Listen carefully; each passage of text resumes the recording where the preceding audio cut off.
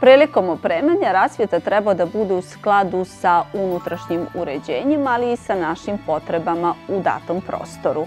Kada je savremena rasvjeta u pitanju, ona nudi mnogo mogućnosti, tako da ćete njenim izborom dati poseban vizuelni identitet i pečat svom enterijeru.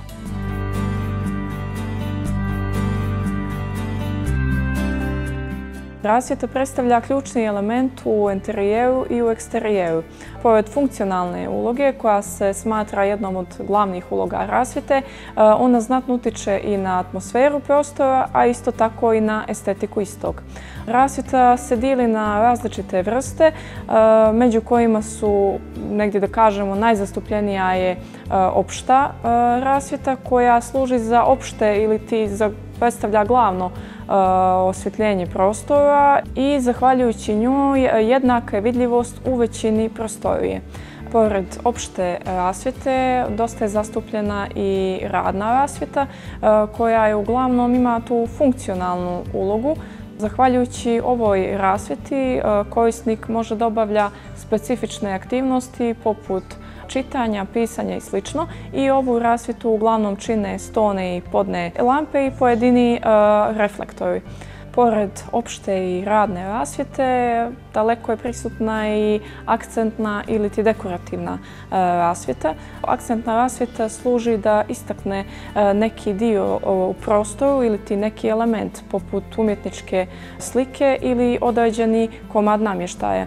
U akcentnu rasvjetu spadaju dekorativni topovi, u pojedinim slučajevima i LED trake, dok u dekorativnu rasvjetu većinom spadaju LED trake, na primjer duž kuhinskih elemenata ili klasične zidne lampe koje se nalaze generalno u prostoru. I posljednja, ali ne manje važna rasvjeta jeste eksterijerna rasvjeta koja je predviđena za vanjske prostore i koja je izrađena od visokokvalitetnih materijala. Ovaj tip rasvjete može da ima takozvano solarno punjenje, to jest može raditi na solarnoj energiji, a može koristiti i električnu energiju. Ono što je također izuzetno važno za klijente da obrate pažnju prilikom izbora rasvjete jeste svjetlost ili boja svjetlosti.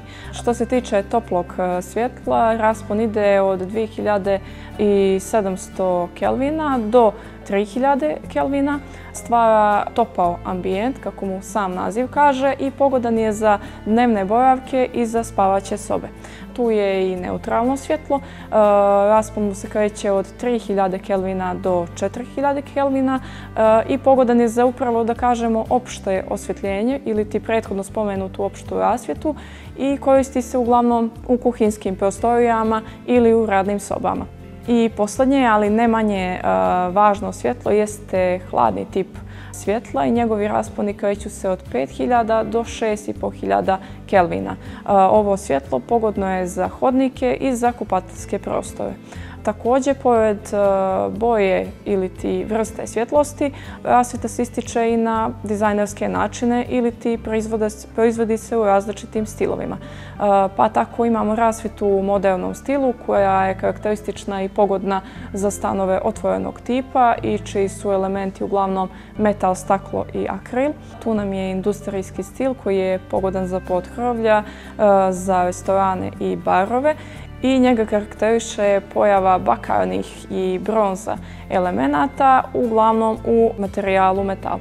Pored dva prethodno navedena stila, tu nam je i boho stil koji predstavlja stil u kom se pojavljuju, da kažemo, neki zanatski elementi. Isto tako i dominantan je materijal drvo, poput bambusa. I jedan od posljednjih stilova jeste futuristički stil kojeg uglavnom prati LED rasvjeta, a isto tako i neobični oblici. Pozivamo vas u kompaniji Cerovo tokom mjeseca februara da nas posjetite i uvjerite se u idealan izbor rasvjete i popust od čak 20%.